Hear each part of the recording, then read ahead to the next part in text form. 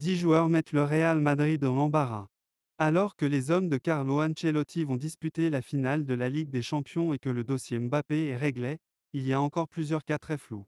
Tout va pour le mieux du côté de Madrid.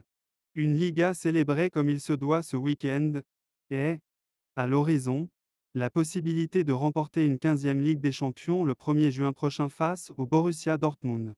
De plus, les Merengues savent déjà qu'ils vont accueillir Kylian Mbappé cet été et peuvent se tourner vers l'avenir avec un optimisme légitimement démesuré.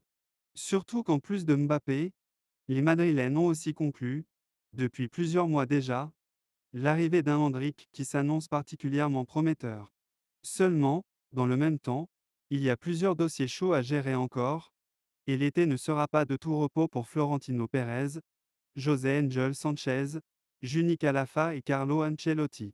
Il y a trois types de cas sensibles, ceux qui concernent les joueurs présents au club, ceux qui sont des cibles pour Mercato, puis ceux qui sont actuellement prêtés ou sous contrôle des Madrilènes. Dans la première catégorie, ils sont nombreux.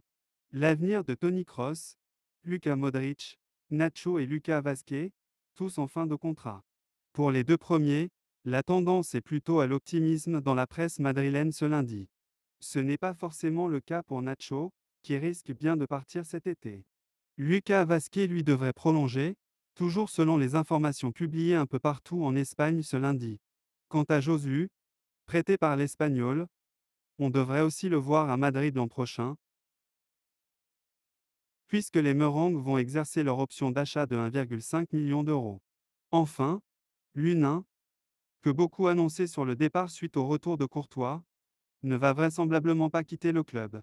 Quant aux potentielles arrivées, là aussi, c'est flou. Alphonso Davies semblait être une priorité il y a quelques mois, mais le bon niveau de Ferland Mendy lors des gros matchs européens a un peu calmé les ardeurs madrilènes. Autant dire que faire des folies pour le Canadien n'est plus au programme. Le Kaleni Euro est par exemple cité par Eldesmark, mais là, c'est plus un pari d'avenir qu'un besoin réel.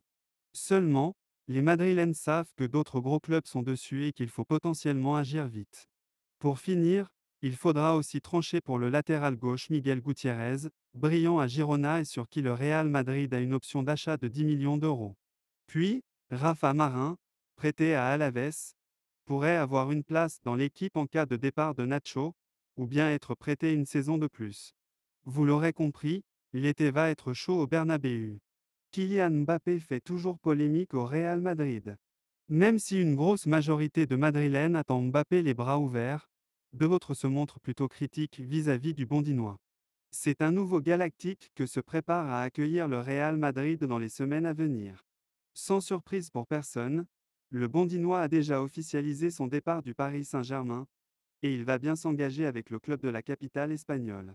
Une recrue qui fait logiquement plaisir à une majorité de supporters de l'écurie qui aura l'opportunité de rajouter une 15e Ligue des Champions à son palmarès le 1er juin prochain. Mais il y a tout de même quelques réfractaires. Pour des raisons sportives notamment, puisque beaucoup estiment que l'arrivée de Mbappé n'est pas forcément nécessaire, et que la direction madrilène devrait plutôt privilégier l'arrivée d'un numéro 9 de métier. D'autres ont aussi un peu peur de son attitude et de possibles problèmes qu'il pourrait causer dans le cas où les choses venaient à mal se passer.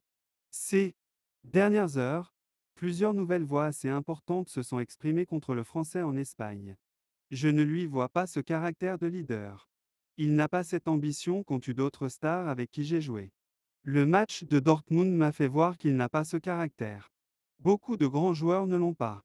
Pour moi, c'était une déception la demi-finale de Mbappé, même le match aller de quart. C'était le moment pour lui de prouver, a ainsi lancé Guti, grand nom du Real Madrid, sur le plateau de El Chiringuito de Gijón.